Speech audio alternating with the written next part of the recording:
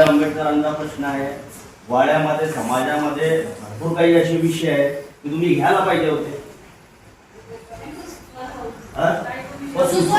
ऐकून घ्या मॅडम, तुम्ही आम्हाला नोटीस द्या, सांगा की तुम्ही अजेंडावरती तुम्ही तुमच्या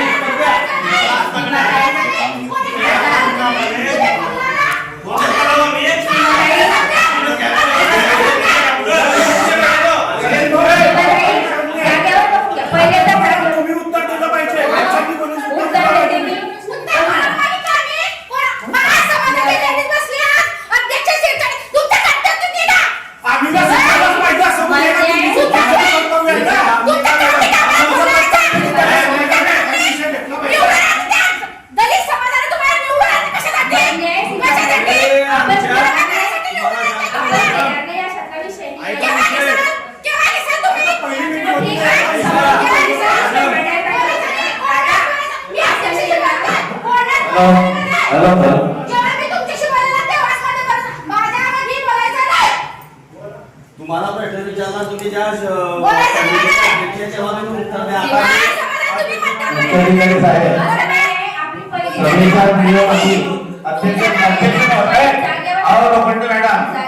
लोखंडे मॅडम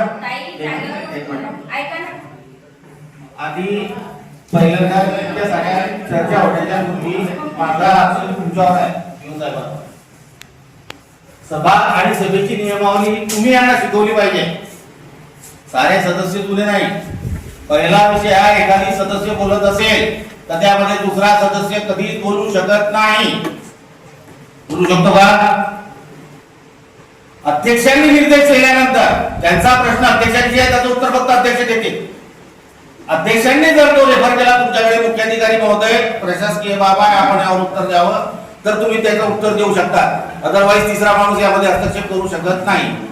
दुसरा विषय, पर्सनल एक दुसऱ्या सदस्याची उंगली निर्देश करून तो बोलू शकत नाही. त्यानंतर एखादा विशिष्ट घटकाचा उंगली निर्देश वा डोळ्यांनी कुणाहून सुद्धा धमकावू शकत नाही. राहिला विषय, त्यांनी त्यांच्या भावना मांडल्या आणि मी त्यांच्या मताशी सहमत आहे. का मांडू नये? आणि अध्यक्ष ज्या वेळेला म्हणतात की पहिली मीटिंग आहे, रास्त आहे, यामुळे त्यांनी सुद्धा त्यांचं अभिनंदन केलं. ज्या वेळेला त्या निवडून आल्या गरज नव्हती, त्यांनी सांगितलं का की माझं अभिनंदन करायला या? स्वतःहून गेले नाही लोक त्यांचं अभिनंदन करायला. नगर अध्यक्ष या शहरामधून निवडून आलेले आहेत, त्या एखाद्या विशेष ब्लॉकच्या नाही किंवा खरेदी विक्री केलेल्या नगरसेवकांच्या वर नगराध्यक्ष झालेला नाही आहे. त्यांना अधिकार पूर्णपणे कुठल्या गावातील कोणते विषय घ्यायचे न घ्यायचे अध्यक्षांचा अध्यक्षीय अधिकार आहे. तुम्ही आम्हाला सांगितले का? हा जो तुमचा मुद्दा आहे हा खोडून काढतो मी. तुम्हाला सांगण्याची गरज काय? तुम्ही कोण? त्यांनी नगरपालिकेत कळवलं वा न कळवलं हा त्यांचा विषय आहे. राहिला विषय, नगराध्यक्षांची स्वतः जबाबदारी आहे. त्यांना शहरभरातील विषय कल्पना पाहिजे, त्यांनी शहरभरामध्ये लक्ष ठेवलं पाहिजे. त्या एका वार्डाचा नगरसेवक नाही आहे, त्या गावातील विषय घेऊ शकता. हे इतके सारे विषय होते, हे त्यांचे मी चॅलेंजने सांगतो. यापूर्वीचे 3 अजेंडे माझ्याकडे तुमचे कच्चे आहेत. या आजच्या सभेत 27 विषय आहेत. या 27 विषयामध्ये एक विषय सुद्धा नगराध्यक्षांनी टाकलेला नाही आहे, त्यांच्यावर फक्त आक्षेप आहे. हे आठवतो एका दुसऱ्याच्या सोयीसाठी काढलेली मीटिंग आहे का? 5-6 विषय प्रशासनाचे आहे. जे प्रशासनाने घ्यायचे निर्णय आहेत ते प्रशासनाचे निर्णय आहे. एखाद 2 वार्डात मी सांगतो, 1 नंबर पासून 10 नंबर प्रभागापर्यंत 1 नंबरच्या वार्डातले किती विषय आहेत? 2 नंबर प्रभागातील 0 विषय आहे. 3 नंबर प्रभागातील 0 विषय आहे. 4 नंबर प्रभागातील 0 विषय आहे. 5 नंबर प्रभागामधील 2 विषय आहे. 6 मध्ये 0 विषय आहे. एका शंडा करण्याला ठेवा. आणि ज्या वेळेला सचिन दराडे म्हणत असतील की तुम्ही विषय सुचवायला पाहिजे होते, माझे 27 पेंडिंग आहे, का घेते नाही? उत्तर द्या तुम्ही. 27 विषय राजेश वानखेडे फायनल आणि अख्ख्या गावातील आहे, एका वार्डातील नाही, सर्व समाजाची आहे, एका समाजाची नाही. आम्ही 18 पगड जाती धर्माच्या 3 दलित समाजाला घेऊन सोबत चालतो, मतांसाठी नाही. ज्या समाजाचा की ज्या लोकांचा कालपर्यंत द्वेष करायचा आणि मतांचं राजकारण करण्यासाठी गळे टाकायचे, हे काम आम्ही केलेले नाही, करणार नाही. भले आम्ही राजकारण सोडायची वेळ आली तर नक्की सोडू. त्यांनी त्यांच्या भावना मांडल्या, त्यांच्या भावना अनावर झाल्या म्हणून त्यांनी हा विषय कालच्या दिवशी दोघांनी माझ्याजवळ बोलून दाखवला. हा बोलून दाखवल्यानंतर मी त्यांना कालही सांगितलं, सदुरीचा सल्ला दिला की या विषय सभागृहात घेण्याची गरज नाही. तुम्ही त्यांच्याशी प्रत्यक्ष त्यांच्या कक्षामध्ये जाऊन बोलून घ्या. या सभेत नाही तर पुढच्या सभेला नक्की तुम्हाला भरभरून न्याय त्यांच्याकडून मिळेल. ही समज मी काल संध्याकाळी त्यांची काढली. ज्या वेळेला तुमच्या घरी काल यांची तुमच्या गटाची बैठक होती, त्यावेळेला मी यांची समज घेऊन मुख्याधिकाऱ्यांकडे आलो होतो. तुम्ही मला भेटल्या रस्त्यामध्ये, त्यावेळेला मी मुख्याधिकारी साहेबांना हेच सांगितलं की अशा अशा वर्गाचा पीडित वर्ग आहे, त्यांची अशी भावना आहे की आमच्या समाजावर अन्याय आहे. समाजाला आणि काय लागतो या समाजावर. सचिन भाऊ आपण नवीन आहे, तुम्ही सभापती आहे, माहितीसाठी लागतो. यांच्या विषयाला कोणीच कट लावू शकत नाही. तुम्ही यांच्या दलित वस्तीमध्ये मागाल तेवढे पैसे, राज्य शासन असेल वा केंद्र शासन असेल, त्याला कट नाही. तुम्ही फक्त प्रस्ताव पाठवा, 100% पैसे मिळतात. दलित वस्तीचा आराखडा मंजूर करा. दलित वस्तीमधील 100 कामं तुमच्याकडे आहे. ज्या कामांसाठी तुमच्याकडे जिल्ह्याचा आज एक जिल्ह्याची सुद्धा तरतूद नाही, त्याचे उपदानाची उपदान आपण कोटींची ठेवली आहे या अजेंड्यामध्ये. दोन आणि पैशाची नोंद आहे का किती? तसे यांचे 2-4 ठराव केले असते, काय बिघडणार होतं तुमचं? विचारा मला तुम्ही. ऑफिसात तुम्हाला विषय तुम्ही बोलला ना, ठराव तुम्ही सुचवायला पाहिजे होते.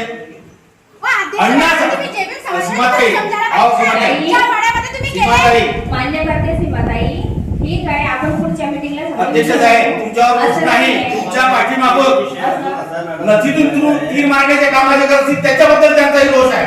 ही समज मी त्यांची काल काढली. हा अजेंडा तुम्ही तयार केलेला नाहीये. विशिष्ट 2 जणांसाठी अजेंडा तयार झाला फक्त, बाकी कोणाच्या एकाही नगरसेवकाचे विषय नाही तिच्या. मॅडम या सभागृहात सगळ्यात जास्त शिक्षित माझ्या मते तरी तुम्ही आहे आणि त्या खुर्चीचा मान एवढा आहे. सावदा परिसरात या खुर्चीला नावलौकिक खूप आहे. तुम्ही कोणाची कटपुतली म्हणून बनू नका इथं. तुम्ही स्वतःचे निर्णय स्वतः घ्या. They all are dominating you. ते तुमच्यावर सगळ्या गोष्टी लागताय. हा तुमचा निर्णय असला पाहिजे, याच्यात काय घेतलं पाहिजे. खरंच तुम्ही बाबासाहेबांना न्याय दिला पहिली मीटिंग आहे. आणि मॅडम एक विषय ऐकून घ्या.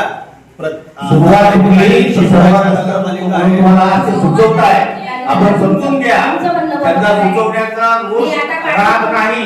मला राग नाही होता, चांगली गोष्ट आहे सीमाताईने सुचवलं. मॅडम सचिन त्या आमचा सचिन भाऊ थोडा एक्साइटेड झाला, त्याला काहीतरी वेगळं वाटलं त्या बोलल्या म्हणून. त्याचा तो समजदारच आहे, तो वेगळे विचार नाही. समरस्ता मांडणारा माणूस आहे. समरस्ता मांडणारा माणूस रस्त्यावरून कधी भरकटू शकत नाही. परंतु एखादी पकडायला येणारा डोक्यावर असताना त्या ठिकाणी माणसाची दिशाभूल नक्की होते. त्यांनी त्यांच्या भावना मांडल्या चुकीच्या आहे का? तुमच्याकडे मागं तुमच्या पालिका फंडातून काही काम घ्या असं त्यांचं म्हणणं नाही. दलित वस्ती मधून मंजूर करा. आता मी तुम्हाला दलित वस्तीचे 3 विषय आता या मिनिटावर सांगतो. सर्वात पहिले नगरपालिकेचं हे कर्तव्य आहे, यापूर्वी झालेले जे निर्णय आहे, जे ठराव आहे. आता तुम्ही म्हणतात साहेब की राजेश वानखेडे विषयांतर करतो, त्याला जास्त वेळ बोलत नका देऊ जाऊ, मग तो कैरा लांबवतो. मी बोलणार, हा माझा अधिकार आहे.